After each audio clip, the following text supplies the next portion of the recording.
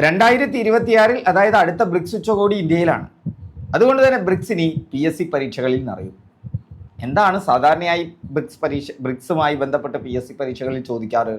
BRICS ഉച്ചകോടി നടന്ന സ്ഥലങ്ങൾ, അതിൻ്റെ പ്രമേയം, ബ്രിക്സ് എന്നാണ് രൂപീകൃതമായത്, ബ്രിക്സിലെ രാഷ്ട്രങ്ങൾ ഏതെങ്കിലും ബ്രിക്സിൽ നിന്ന് പോയോ, ഏതെങ്കിലും രാജ്യം ബ്രിക്സിൽ ചേർന്നോ, ഇത്തരം ചോദ്യങ്ങൾ PSCയിൽ വന്നിട്ടുണ്ട് ഇതിനു മുമ്പ്. എന്നാൽ 2026 ബ്രിക്സ് നടക്കുമ്പോൾ തീർച്ചയായും മറ്റു ചില ചോദ്യങ്ങൾ കൂടി നിങ്ങൾക്ക് പ്രതീക്ഷിക്കാം. എന്താണത്? ഇതിനു മുമ്പ് 3 തവണ ബ്രിക്സ് ഇന്ത്യയിൽ നടന്നിട്ടുണ്ട്. അതെല്ലാം എപ്പോഴാണ് എന്നുള്ളൊരു ചോദ്യം പ്രതീക്ഷിക്കാം. മാത്രമല്ല ബ്രിക്സിൻ്റെ ചിഹ്നം എന്താണ് തുടങ്ങിയ പ്രമേയം തുടങ്ങിയതിലേക്ക് ഡീറ്റെയിൽ ആയിട്ട് കടന്നു പോകാം. ഇതുകൂടാതെ ബ്രിക്സിൽ UPSCയിൽ പലപ്പോഴും ഇപ്പോൾ പ്രസ്താവന ടൈപ്പ് ചോദ്യങ്ങൾ അറിയുന്നുണ്ട്. അതേ പാറ്റേൺ കേരള PSCയും ആവർത്തിക്കാറുണ്ട്. അപ്പോൾ നമുക്ക് ബ്രിക്സിൻ്റെ ബാങ്കിനെ കുറിച്ച് അറിയണം, അതുപോലെ തന്നെ അവിടെ ധാന്യങ്ങൾ കൈമാറുന്നതിനെ കുറിച്ച് അറിയണം, സ്വിഫ്റ്റിന് പകരം പുതിയ പൈസ കൈകാര്യം ചെയ്യുന്നതിനുള്ള സംവിധാനത്തെക്കുറിച്ച് അറിയണം, ഡോളറിൻ്റെ ആധിപത്യം അവസാനിപ്പിക്കുന്നതിനെ കുറിച്ചുള്ള ചർച്ചകളെക്കുറിച്ച് അറിയണം. അങ്ങനെയുള്ള ബ്രിക്സിനെ കുറിച്ചുള്ള മുഴുവൻ ഡീറ്റെയിൽസുമുള്ള, ഒരു മാർക്ക് പോലും നഷ്ടപ്പെടാത്ത, അടുത്ത PSC പരീക്ഷകളിൽ നിറയുന്ന ബ്രിക്സിനെ കുറിച്ചുള്ള മുഴുവൻ വിവരങ്ങളിലേക്ക് നിങ്ങൾക്ക് സ്വാഗതം. അപ്പോൾ നമുക്ക് ക്ലാസ്സിലേക്ക് പ്രവേശിക്കാം. അപ്പോൾ നമുക്ക് നോക്കാം എവിടെയൊക്കെയാണ് വരുന്നത് എന്നുള്ളത്. ബ്രിക്സ് എന്ന് പറഞ്ഞാൽ എന്താണ് ബ്രിക്സ്? ലോകത്തിലെ പ്രധാനപ്പെട്ട വളർന്നു വരുന്ന സമ്പൽ വ്യവസ്ഥകളുടെ ഒരു കൂട്ടായ്മയെയാണ് ബ്രിക്സ് എന്ന് പറയുന്നത്. എന്താണ് ബ്രിക്സ് എന്ന് മനസ്സിലായല്ലോ? ലോകത്തിലെ പ്രധാനപ്പെട്ട വളർന്നു വരുന്ന രാജ്യങ്ങളുടെ കൂട്ടായ്മയാണ്. ഏതെല്ലാം ഉണ്ട്? ആ ബ്രിക്സ് എന്നുള്ള വാക്ക് തന്നെ നിങ്ങൾക്കറിയാം. ബി എന്ന് പറഞ്ഞാൽ ബ്രസീലാണ്, അല്ലേ? അത് കഴിഞ്ഞാൽ റഷ്യയാണ്. റഷ്യ എന്ന് പറഞ്ഞാൽ ആറാണ്. അത് കഴിഞ്ഞാൽ നോക്കൂ, ഇന്ത്യ. ഐ എന്ന് പറഞ്ഞാൽ ഇന്ത്യയാണ്. സി എന്ന് പറഞ്ഞാൽ ചൈനയാണ്. ആദ്യം ബ്രിക് മാത്രമാണ് ഉണ്ടായിരുന്നത്, പിന്നീടാണ് ദക്ഷിണാഫ്രിക്ക അതിൽ വരുന്നത്. യെസ്, ഇപ്പൊ ബ്രിക്സ് പ്ലസ് ആണ്. കാരണം ഈ ബ്രിക്കാണ് ആദ്യം ഉണ്ടായിരുന്നത്. ദക്ഷിണാഫ്രിക്ക ചേർന്നോടുകൂടി അത് ബ്രിക്സ് ആയി. ഇപ്പോൾ അതിൽ വേറെയും രാജ്യങ്ങളുണ്ട്. അതുകൊണ്ട് ഇപ്പോൾ അത് ബ്രിക്സ് പ്ലസ് എന്ന് പറയാം നമുക്ക്. ഓക്കെ, ഇപ്പൊ ബ്രിക്സ് എന്താണെന്ന് മനസ്സിലായല്ലോ. ഇപ്പൊ പാശ്ചാത്യ രാജ്യങ്ങളുടെ G7 കൂട്ടായ്മ, ലോകബാങ്ക് തുടങ്ങിയ വേദികൾക്ക് ഒരു ബദൽ ശക്തിയായിട്ടാണ് ബ്രിക്സ് വളർന്നു വരുന്നത്. ആഗോള ശക്തി കേന്ദ്രം എന്ന് തന്നെ പറയാം. എന്തുകൊണ്ടാണ് ഇതിനെ ആഗോള ശക്തി കേന്ദ്രം എന്ന് പറയുന്നത്? 40% മുതൽ 49.5% വരെ ലോക ജനസംഖ്യ ഈ രാജ്യങ്ങളിലാണ്. 40% തൊട്ട് 49.5% വരെ. മാത്രമല്ല മറ്റൊരു പ്രധാനപ്പെട്ട കാര്യം, ആഗോള GDPയുടെ, ആഗോള ആഭ്യന്തര ഉൽപാദനത്തിൻ്റെ, മൊത്തം ആഭ്യന്തര ഉൽപാദനത്തിൻ്റെ 25% മുതൽ 40% വരെ എവിടെയാണ്? അതും ഈ രാജ്യങ്ങളിലാണ്. ഇനി നോക്കൂ, ലോകത്തിലെ അന്താരാഷ്ട്ര വ്യാപാരത്തിൻ്റെ 25% അതും ഈ രാജ്യങ്ങളിലാണ്. സോ അന്താരാഷ്ട്ര വ്യാപാരത്തിലെ 25%, പക്ഷേ ഇവർ തമ്മിലുള്ള വ്യാപാരം 25%ലേക്കൊക്കെ എത്തിക്കഴിഞ്ഞാൽ വലിയ മാറ്റം വരും. പക്ഷേ 2%-അടുത്താണ്, അല്ലെങ്കിൽ കുറച്ച് മുകളിൽ മാത്രമാണ് ഇപ്പോൾ അവർ തമ്മിലുള്ള ആഭ്യന്തര വ്യാപാരം നടക്കുന്നത്. 25% മുതൽ 40% വരെ എന്താണ്?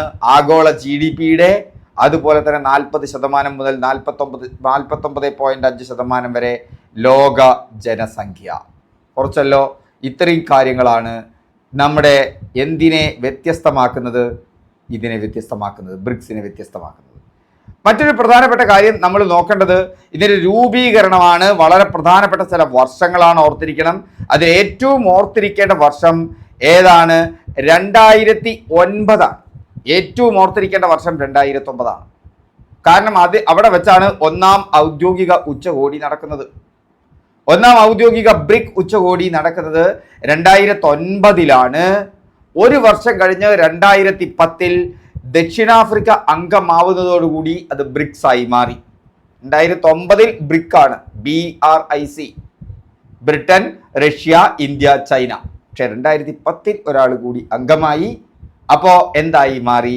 ബ്രിക്സ് ആയിട്ട് മാറി. അപ്പോൾ എന്തായിട്ട് മാറി? ആ സംഘടന ബ്രിക്സ് ആയിട്ട് മാറുന്നുണ്ട്. ഓക്കെ, ഒരു മിനിറ്റ്, പേനയ്ക്ക് എന്തോ ഒരു പ്രശ്നമുണ്ട് കേട്ടോ. ഓക്കെ, ബ്രിക്സ് ആയിട്ട് മാറി. ഇനി നോക്കുമ്പോൾ 2009 2010. ഇനി നിങ്ങൾ ഓർത്തിരിക്കേണ്ട വലിയൊരു പേരുണ്ട്. ഈ ബ്രിക് എന്നുള്ള പദം പൊട്ടിമുളച്ചു വന്നതല്ല. അത് ജിം ഒ നീൽ, എന്താണ് അദ്ദേഹത്തിന്റെ പേര്? ജിം ഒ നീൽ എന്ന് പറയുന്ന ഗോൾഡ്മാൻ സാക്കിലെ എക്കണോമിസ്റ്റ് നിർദ്ദേശിച്ച പേരാണ് അദ്ദേഹത്തിന്റെ ഒരു പേപ്പറിൽ. അതായത് ഈ വളർന്നു വരുന്ന രാജ്യങ്ങളായ ബ്രിട്ടനും റഷ്യയും ഇന്ത്യയും ചൈനയും തമ്മിലൊരു കൂട്ടായ്മയുണ്ടായാൽ അത് നാളെ ലോകത്തിന്റെ ഒരു വലിയ ശക്തിയായിട്ട് മാറും. അപ്പൊ ബ്രിക് എന്നുള്ള പദം ആദ്യമായിട്ട് സൂചിപ്പിച്ചത് ജിം ഒ നീലാണ്. 2001 2001 ഇങ്ങനത്തെ ഒരു ആശയം മുന്നോട്ട് വയ്ക്കുന്നത്. 2006 സെന്റ് പീറ്റേഴ്സ്ബർഗിൽ ഈ രാജ്യങ്ങളുടെ ആരൊക്കെ തമ്മിൽ സെന്റ് പീറ്റേഴ്സ്ബർഗിൽ G8 ഉച്ചകോടിക്കിടെ ഒരു അനൗദ്യോഗിക യോഗം ചേരുകയും ന്യൂയോർക്കിൽ വിദേശകാര്യമന്ത്രിമാരുടെ ഔദ്യോഗിക യോഗം ചേരുകയും ചെയ്തു. പക്ഷേ ഏറ്റവും പ്രധാനപ്പെട്ട വർഷം 2009 2010. ഈ പേര് മറക്കല്ലേ, ഇത് ഇടയ്ക്കിടയ്ക്ക് ചോദിച്ചതാണ് ജിം ഒ നീൽ. ഇനി മൂന്നാമത്തെ ഉച്ചകോടി ഒന്ന് ഓർത്തിരുന്നവരുണ്ടു. അത് ചൈനയിലെ സാനിയയിലാണ്. ദക്ഷിണാഫ്രിക്ക ആദ്യമായി പങ്കെടുത്ത ഉച്ചകോടിയാണ്, അതും ചോദിച്ചിട്ടുണ്ട്. സോ 2001 ജിം ഒ നീൽ ഓർക്കുക, ആദ്യമായിട്ട് ബ്രിക് എന്നുള്ള പേര് പറഞ്ഞത്. 2009 ആദ്യ ഉച്ചകോടി റഷ്യയിൽ എവിടെ നടന്നു എന്നുള്ളതും കൂടി പ്രധാനമാണ്. എക്കാറ്ററിൻബർഗിലാണ്. റഷ്യയിൽ എക്കാറ്ററിൻബർഗിലാണ് ആദ്യ ഉച്ചകോടി നടന്നത്, അതും ചോദിച്ചിട്ടുണ്ട്. ഇപ്പൊ 2009 റഷ്യയിലാണ്, എക്കാറ്ററിൻബർഗിലാണ് ബ്രിക്സിന്റെ ആദ്യ ഉച്ചകോടി നടക്കുന്നത്. തൊട്ടടുത്ത വർഷം 2010 ദക്ഷിണാഫ്രിക്ക അംഗമാകുന്നു, പേര് ബ്രിക്സ് ആവുന്നു. പക്ഷേ 2011 ചൈനയിലെ സന്യയിൽ നടന്ന മൂന്നാം ഉച്ചകോടിയിലാണ് ദക്ഷിണാഫ്രിക്ക ആദ്യമായിട്ട് അതിൽ ചേരുന്നത്. പിന്നെ നിങ്ങൾ ഓർക്കേണ്ടത് വൻ വിപുലീകരണത്തിന്റെ ഒരു ഘട്ടമാണ്. അത് 2024 എന്നാണ്. 2024 ആരെല്ലാമാണ് ഇതിൽ ചേരുന്നത്? ഈജിപ്ത് ഉണ്ട്, എത്യോപ്യയുണ്ട്. നോക്കൂ, ഈജിപ്ത്, എത്യോപ്യ, ഇറാനുമുണ്ട്, UAE ഉണ്ട്. 2024 ജനുവരി 1 അന്ന് തന്നെ സൗദി അറേബ്യയും ക്ഷണിച്ചിരുന്നെങ്കിലും സൗദി അറേബ്യ ഇപ്പോൾ വെബ്സൈറ്റിൽ സൗദി അറേബ്യ എന്ന് കാണാനുണ്ടെങ്കിലും സൗദി അറേബ്യ ഇന്നേ വരെ ഔദ്യോഗികമായി സ്ഥിരീകരിച്ചിട്ടില്ല.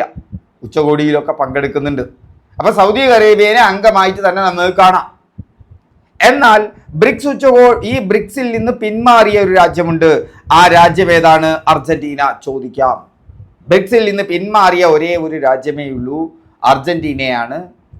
സൗദി അറേബ്യയും ഇന്തോനേഷ്യയും അവസാനമായി ചേർന്ന ഇന്തോനേഷ്യ 2025 ഇന്തോനേഷ്യയും കൂടി ചേരുന്നതോടുകൂടി 11 അംഗങ്ങളുണ്ട് ഇന്ന് ബ്രിക്സിന്.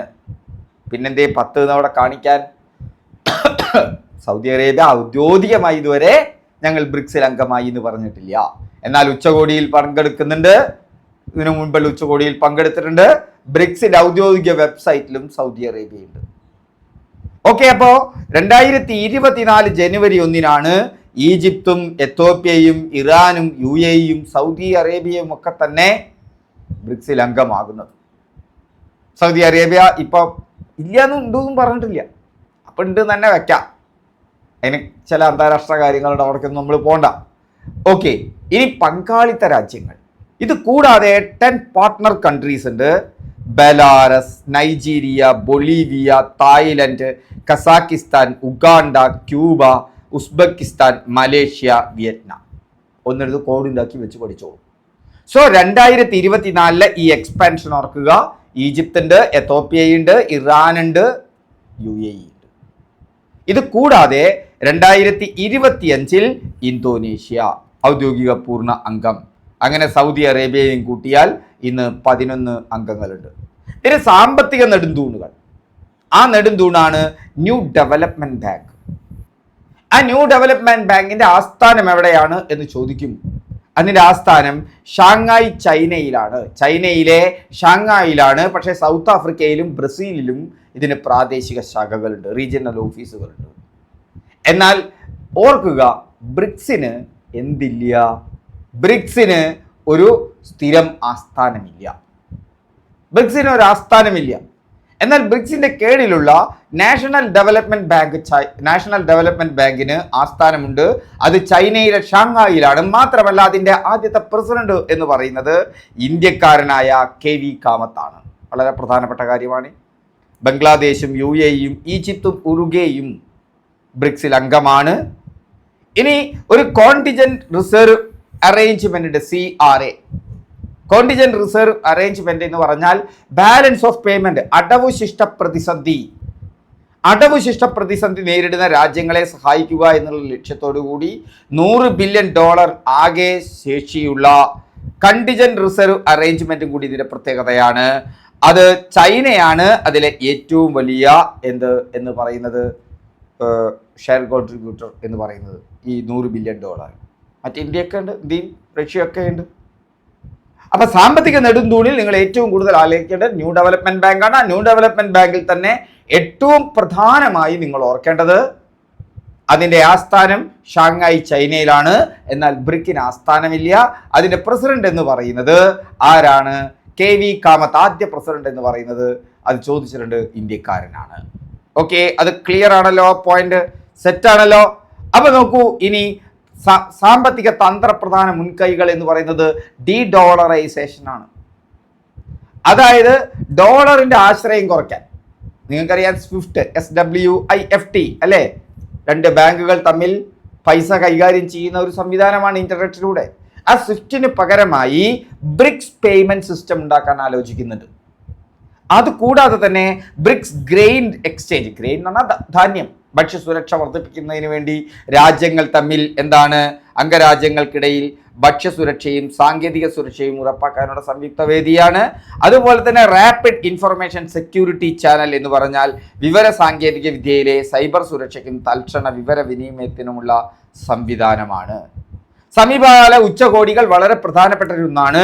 15ാമത് ഉച്ചകോടി നടക്കുന്നത് 2023 നിങ്ങൾ ഓർക്കേണ്ട പ്രധാനപ്പെട്ട കാര്യം, വർഷം ഓർക്കണം, എത്രാമത്തെ ഉച്ചകോടി നടന്നു എന്ന് ഓർക്കണം, നടന്ന സ്ഥലം ഓർക്കണം, ആ രാജ്യവും സ്ഥലവും ഓർക്കണം. അങ്ങനത്തെ 4 കാര്യങ്ങൾ ഓർക്കണം. 15ാമത്തെ ഉച്ചകോടി, ആ 15ാമത്തെ ഉച്ചകോടി നടക്കുന്നത് ജോഹന്നസ്ബർഗ്, സൗത്ത് ആഫ്രിക്കയിലാണ്. ആ 2023 ഉച്ചകോടി. 16ാമത്തെ ഉച്ചകോടി നടക്കുന്നത് 2024 അത് കസാൻ, റഷ്യയിലാണ്. പലതവണ ചോദിച്ച ചോദ്യമാണ്. ബ്രിക്സ് ഉച്ചകോടി നടന്ന കസാൻ എവിടെ? റഷ്യയിൽ. ബ്രിക്സ് ഉച്ചകോടി നടന്നത് എവിടെ? കസാനിൽ. ഇനി ഇങ്ങനത്തെ ഒരു ചോദ്യം ചോദിക്കാം, കസാനിൽ റഷ്യയിൽ നടന്നത് എത്രാമത്തെ ഉച്ചകോടിയായിരുന്നു? 16ാമത്തെ ഉച്ചകോടിയാണ്. അപ്പൊ 16, 2024 കസാൻ, റഷ്യ. പ്രമേയം കൂടി ഓർക്കണം 2024 ആകുമ്പോൾ. എന്താണ് ആ പ്രമേയം? Strengthening multilateralism, fair global development and security. ആ മൾട്ടിലാറ്ററലിസവും ഫെയർ ഗ്ലോബൽ ഡെവലപ്മെന്റും ഒന്ന് ഓർത്തു വെച്ചോളൂ. മൾട്ടിലാറ്ററലിസവും ഫെയർ ഗ്ലോബൽ ഡെവലപ്മെന്റും 2024. 17ാമത്തെ ഉച്ചകോടി 2025 വരാനിരിക്കുന്നതല്ല, വന്നതാണ്. അത് സൗത്ത് ആഫ്രിക്കയിലെ എവിടെയായിരുന്നു? നമ്മൾ നേരത്തെ പറഞ്ഞു, ജോഹന്നാസ്ബർഗിലായിരുന്നു 16ാമത്തെ ഉച്ചകോടി എങ്കിൽ, കസാൻ റഷ്യയിലായിരുന്നു 16ാമത്തെ ഉച്ചകോടി എങ്കിൽ 17ാമത്തെ ഉച്ചകോടി നടന്നത് എവിടെയാണ്? 17ാമത്തെ ഉച്ചകോടി നടന്നത് റിയോ ഡി ജനീറോ, ബ്രസീലിലാണ്. Rio de Janeiro, Brazil. 2025 നടന്നത്. വരാനിരിക്കുന്നതല്ല, വന്നതാണ് 17ാമത്തെ ഉച്ചകോടി. പ്രധാന തീരുമാനങ്ങൾ എന്താണ്? UN security council, IMF, world bank എന്നിവയിൽ മാറ്റം ആവശ്യപ്പെട്ടു. ഓർത്തു വെച്ചാൽ മതി, അത് മാറ്റം ആവശ്യപ്പെട്ടിട്ടുണ്ട്. മറ്റൊരു പ്രധാന തീരുമാനം എന്ന് പറയുന്നത്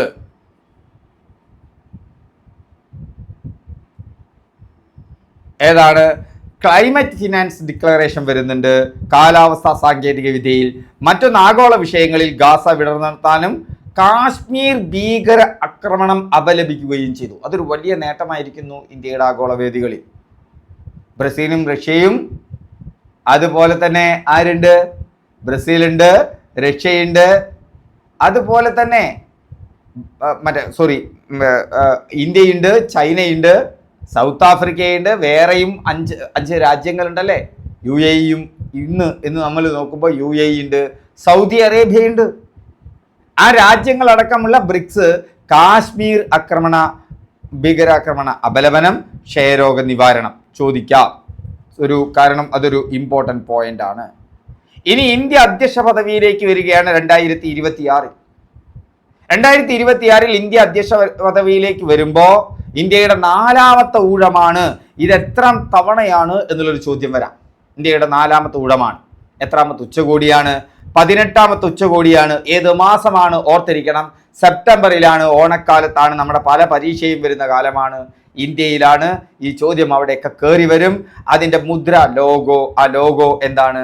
വ്യത്യസ്ത നിറങ്ങളുള്ള താമര, നടുവിൽ നമസ്തേ ചിഹ്നം. വ്യത്യസ്ത നിറങ്ങളുള്ള താമര, അതിൽ നടുവിൽ നമസ്തേ ചിഹ്നമാണ് ലോഗോ.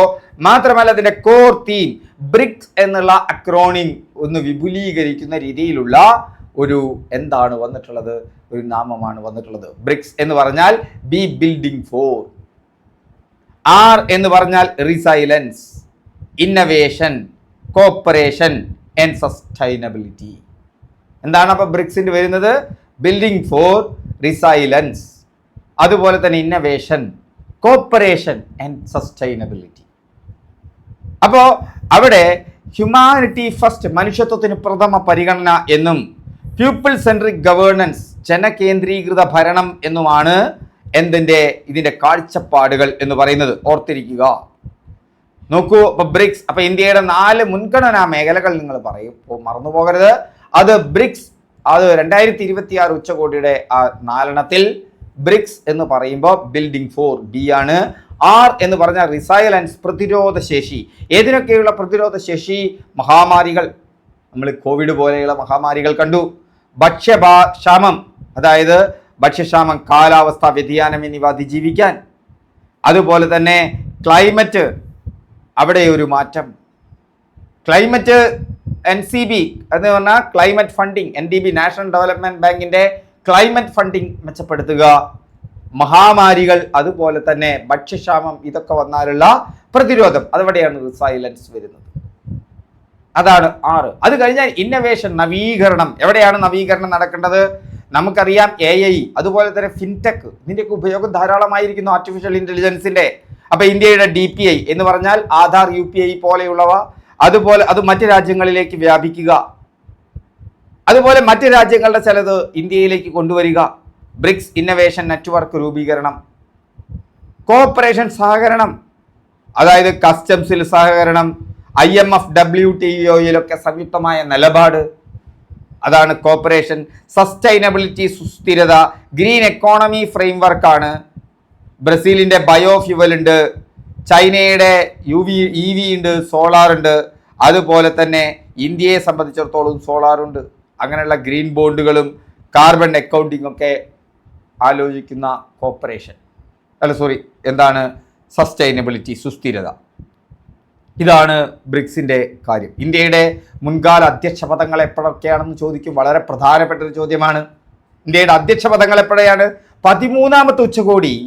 13ാമത്തെ ഉച്ചകോടി നടക്കുന്നത് 2021 പിന്നോട്ട് പോയാൽ 5 വർഷം മുമ്പേ 13ാമത്തെ ഉച്ചകോടി നടക്കുന്നത് 2021. അതിനു മുമ്പ് നടക്കുന്നത് 8ാമത് ഉച്ചകോടിയാണ്, അതും 5 വർഷം മുമ്പ് 2016. അപ്പോ അതിനു മുന്നേ നടക്കുന്നത് 4 വർഷം മുമ്പെയാണ് 2004. ഓക്കെ, 2012, 2012, 2016, 2021, 2026. എളുപ്പമാണല്ലോ. 2012 4 കൂട്ടിയാൽ 2016, 2016 4 കൂട്ടിയാൽ 2016 5 കൂട്ടിയാൽ 2021, അത് കഴിഞ്ഞാൽ 2026. ഇതിലൊരു ഉച്ചകോടി മാത്രമാണ് ഡൽഹിക്ക് പുറത്ത് നടക്കുന്നത്. ആ ഡൽഹിക്ക് പുറത്ത് നടക്കുന്നത് ഗോവയിൽ 2016. അത്രയും ഓർത്തു വെച്ചാൽ മതി. ഗോവ, അതിൽ R എന്ന് പറഞ്ഞാൽ നോക്കൂ, ഒരു G അല്ലേ? G എന്ന് പറയുന്നത് അല്ലേ? 6 തല തിരിച്ചിട്ടതല്ലേ എന്ന് പറഞ്ഞാൽ G എന്ന് പറയുന്നത്, അത് ഓർത്തു വെച്ചാൽ മതി. ഗോവയിലാണ്. അപ്പൊ ബ്രിക്സുമായി ബന്ധപ്പെട്ട ഇന്ത്യയും ബ്രിക്സും നേട്ടങ്ങളും വെല്ലുവിളികളിലേക്കും പോവുകയാണെങ്കിൽ, ടെററിസം നമുക്കറിയാം അല്ലെ? ബ്രിക്സ് അപലപിച്ചിട്ടുണ്ട് 2025 കാശ്മീർ കലാപത്തെ.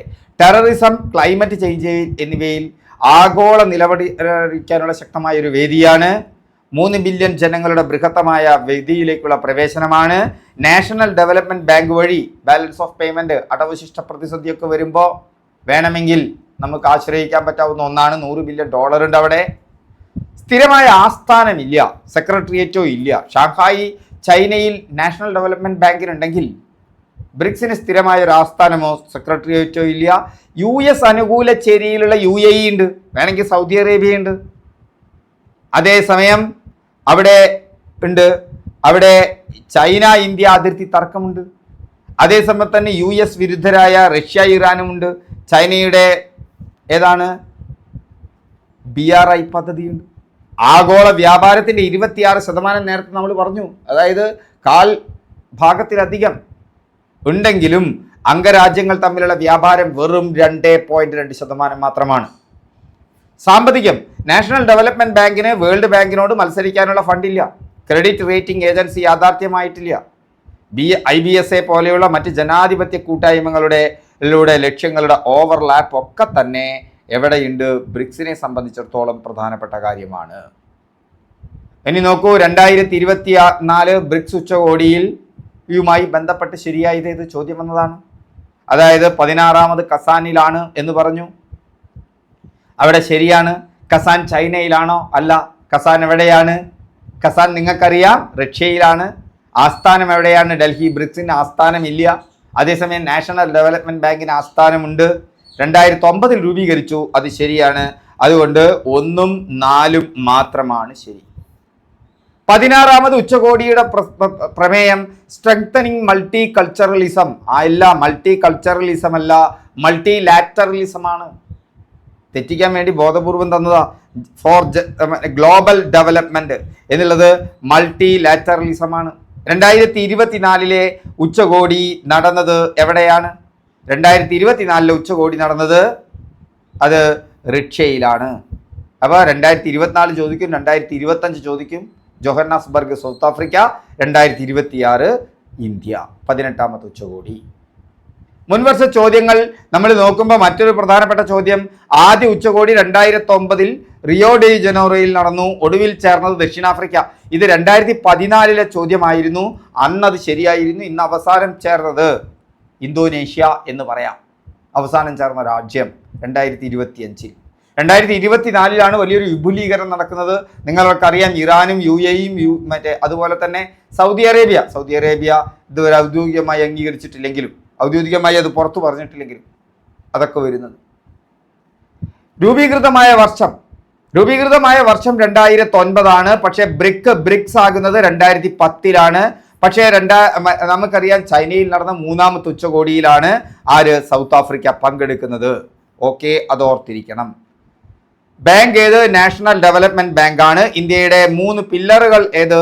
അത് റിസൈലൻസ്, ഇന്നവേഷൻ, കോപ്പറേഷൻ, സസ്റ്റൈനബിലിറ്റി.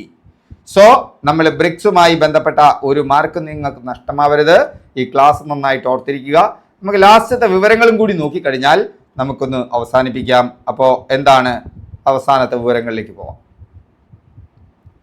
അപ്പോൾ ബ്രിക് എന്ന പദം ആദ്യമായി ഉപയോഗിച്ചത്, അത് വളരെ പ്രധാനപ്പെട്ട ഒരു ചോദ്യമാണ്. ജിം ഓ'നീലാണ്, ഗോൾഡ്മാൻ സാക്കിലെ ചീഫ് എക്കണോമിസ്റ്റ് ആയിരുന്നു. 2001 ആദ്യ ഉച്ചകോടി നടക്കുന്നത് 2009 എക്കാറ്ററിൻബർഗ് റഷ്യയിലാണ്. വളരെ പ്രധാനപ്പെട്ടതാണ്, ആ സ്ഥലം ഓർക്കണം. 2009 എക്കാറ്ററിൻബർഗ്. സ്ഥാപക അംഗങ്ങൾ എന്ന് പറയുന്നത് ബ്രസീലുണ്ട്, റഷ്യയുണ്ട്, ഇന്ത്യയുണ്ട്, ചൈനയുണ്ട്. പക്ഷേ 2010 സൗത്ത് ആഫ്രിക്ക കൂടി വരുന്നതോടുകൂടി ബ്രിക്സ് ആയി മാറി. പക്ഷേ സ്ഥാപക അംഗത്തിൽ സൗത്ത് ആഫ്രിക്കയില്ല. ഓക്കെ, ആസ്ഥാനം, ഔദ്യോഗിക ആസ്ഥാനമില്ല. നാഷണൽ ഡെവലപ്മെന്റ് ബാങ്കിന് ഒരു ആസ്ഥാനമുണ്ട്, ബ്രിക്കിന് ആസ്ഥാനമില്ലെങ്കിലും അത് ഷാങ്ഹായ് ചൈനയാണ്. അതിൻ്റെ ആദ്യ പ്രസിഡന്റ് എന്ന് പറയുന്നത് KV കാമത്താണ്. അതിൻ്റെ ആദ്യ ശേഷി, NDBയുടെ ആകെ ശേഷി $100 ബില്യൺ ആണ്. $100 ബില്യൺ ആണ്. ചൈനയാണ് ഏറ്റവും വലിയ പൈസ. ആകെ പൂർണ്ണ അംഗങ്ങൾ 11 എണ്ണമാണ്, ഇന്തോനേഷ്യ ഉൾപ്പെടെ. Partner countries 10 എണ്ണമുണ്ട്. 15ാമത് വേദി 2023 ജോഹന്നാസ്ബർഗ് സൗത്ത് ആഫ്രിക്കയും, 2024 16ാമത്തേത് അത് കസാൻ റഷ്യയിലും, 17ാമത്തേത് റിയോ ഡി ജനീറ ബ്രസീലിലും, 18ാമതേത് ഇന്ത്യയിലുമാണ്. സെപ്റ്റംബറിൽ 18ാമത്തെ അധികം ഡൽഹിയിലായിരിക്കും. ഇന്ത്യയിൽ ഇവിടെ വെച്ച് നടന്നുണ്ട്, ഗോവയിൽ വെച്ച് നടന്നത് 2016 2012 ആദ്യത്തെ ഉച്ചകോടി നടക്കുന്നത്, അത് ഡൽഹിയിൽ തന്നെ. പിന്നീട് 2021 അതും ഡൽഹിയിൽ തന്നെയാണ്. 2026 ഇപ്പോൾ നാലാമത്തെ, അതായത് ഇന്ത്യയിൽ വെച്ചുള്ള നാലാമത്തെ 18ാമത്തെ ഉച്ചകോടി. ഈ ചോദ്യങ്ങൾ നന്നായിട്ട് പഠിക്കുക. നിങ്ങൾക്ക് ബ്രിക്സിൽ നിന്നുള്ള ഒരൊറ്റ ചോദ്യവും ഇനി മിസ്സാവില്ല. ഉറപ്പിച്ചോളൂ ഒരു ചോദ്യം ബ്രിക്സ് പരീക്ഷയ്ക്ക്, അല്ലെ ബ്രിക്സ് PSC പരീക്ഷയ്ക്ക്. അപ്പോൾ ഇതിൻ്റെ ഡീറ്റെയിൽ ആയിട്ടുള്ള ബാക്കി കാര്യങ്ങൾ നമ്മുടെ ടെലിഗ്രാം ചാനലിൽ നിങ്ങൾക്ക് ഇതിൻ്റെ എക്സാം കിട്ടും. ഇപ്പോൾ ടെലിഗ്രാം ചാനലിൽ ജോയിൻ ചെയ്യുക. അതുപോലെ തന്നെ ചില PDF ബന്ധപ്പെട്ട മറ്റു കാര്യങ്ങളൊക്കെ തന്നെ കിട്ടും. ഓക്കെ, വീണ്ടും നമുക്ക് അടുത്ത ക്ലാസ്സിൽ കാണാം.